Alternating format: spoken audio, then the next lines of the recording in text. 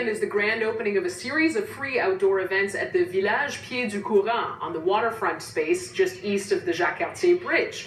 And this first event is all about getting to know your fellow Montrealers through food. It's potluck, part of a project called Moms of Montreal, and it aims to connect people from different communities and overcome uncomfortable rifts between people of different backgrounds in the city.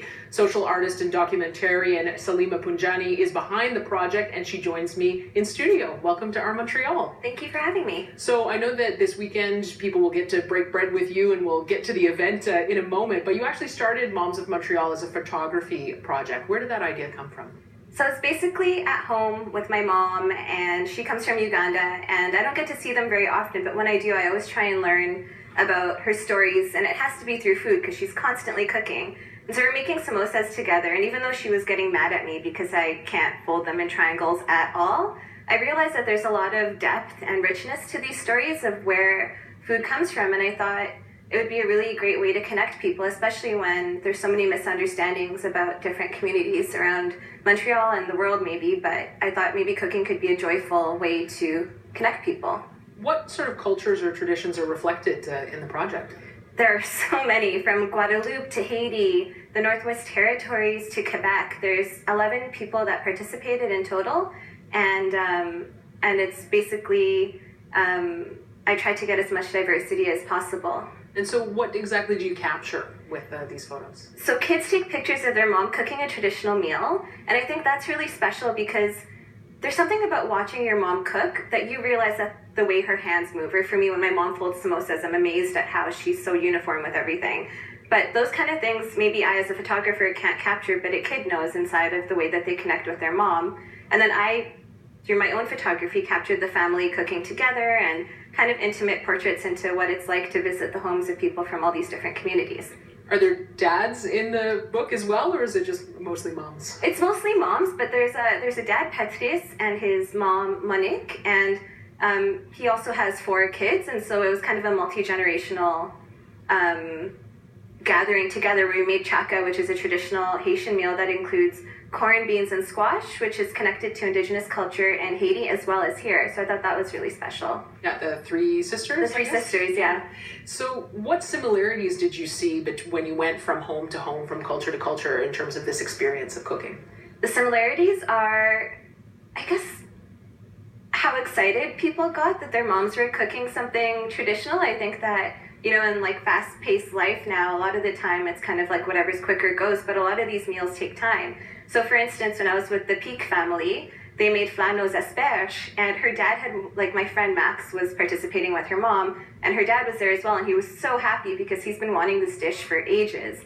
And so you could see like just how all these stories came up, and that kids had a chance to connect to their moms in a really special way through a different lens, literally.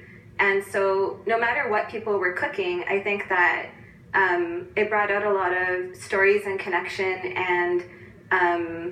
and warmth, really. Every community had a special way of like welcoming me, and from tea and cookies to, I don't know, it was really special and immediately welcome. Like there's something about food that creates a sense of togetherness and immediate intimacy in a way. It's really interesting.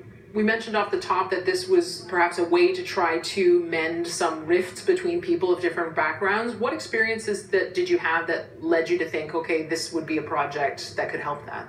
Well, originally I had a project called My Montreal, Our Values that I did when the Charter of Values was hotly debated. And I realized through some experiences I had, one, having a woman openly say, like, hey, I'm Islamophobic, but I'm glad your people are learning French, which was a bit shocking to me that it was normal to say that you're Islamophobic. But a couple days later, someone stopped me and was like, hey, like, what do you feel about this law or this charter that's proposed? And I gave him my opinion, but he came at me with a lot of things like, oh, well, I don't want separate swimming pools for men and women and female genital excision to come to Quebec. And through that, I realized that there's a lot of misunderstandings, and we needed to have space where people could feel safe to connect. And I felt that with that project, I gave cameras to people to photograph their daily lives. And with the Moms of Montreal project, I felt like a lot of those misunderstandings haven't disappeared. And I felt that at least if people could connect through food and cooking and something joyful and not kind of confrontational in a way, that that it could really create this space of like a safe middle ground for people to learn about each other. Like it's a way into making a connection with someone? Exactly, yeah.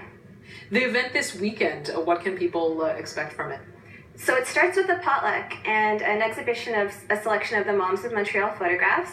And so the potluck, what I'm asking people to do is bring a recipe and a story and a dish to share. The recipes will be added to the website, and the stories will be part of a sharing circle where we'll all talk about the dishes that we brought and the stories behind them.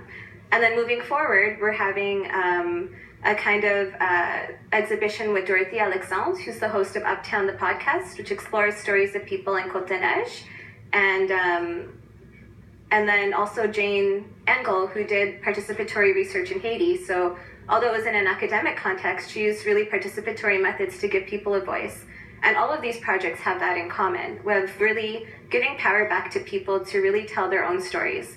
And at the end of the night, when the sun goes down, I'll be screening my first interactive film, which is called Convite en bas soleil, which is about a social movement in Haiti that helps to promote peace and leadership to young people that are mostly exposed to leadership that is specific to armed violence. So it's an interactive film, and once the sun goes down, I'll end the night with that. What is an interactive film?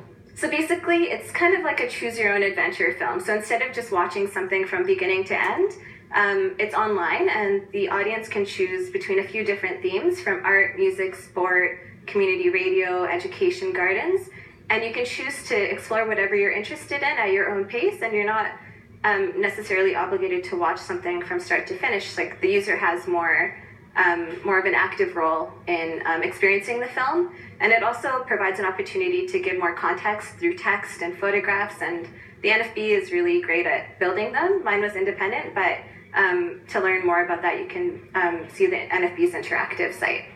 We mentioned off the top that you are a social artist, so I guess that we've sort of gotten a sense of what that means here. So all of your projects have a certain social goal in them? Yeah, I don't think I've ever done a project that doesn't have a social goal for that matter. And so I think, I feel that for me, social art is mixing together my background in journalism and art together to use storytelling as a way to help people express their stories and to give people a voice that may not necessarily have had the chance to explore self-expression. So from various political and social issues, from homelessness to immigration to social change and different things like that, I try and develop projects that use multimedia to help people feel like they matter. Now, for the potluck, you did mention that people are being asked to bring a dish. How big of a dish are we talking about, I guess, because it could potentially be a pretty big crowd? Well, I figure if people bring a dish that's enough to feed a couple families, I think if everyone brings something, then, people will just automatically figure things out. I didn't want to put too many rules on it. I wanted it to be pretty free. And should it be something that is special to them, to their family, like a traditional dish like in the project? Yeah, I think that would be really great. At the same time, something that came up in the families that I was working with was a lot of fusion food, like from halloumi pizza or different things like that. People are mixing together traditional and modern, and so I don't want to say you have to bring a traditional dish, because I think that fusion is something really interesting that's transforming culture that maybe we grew up with the life that we're living now. Just speaking as someone that grew up in an Indian family, I mix together all different cultures in my cooking. Yeah, particularly since the event is all about sharing and exchanging. Exactly, yeah. Salima, thanks so much for coming in to speak with us. Thank you. Social artist and documentarian Salima Punjani is behind the Moms of Montreal project. Au Pied du Courant has its grand opening this weekend. Coming up on our Montreal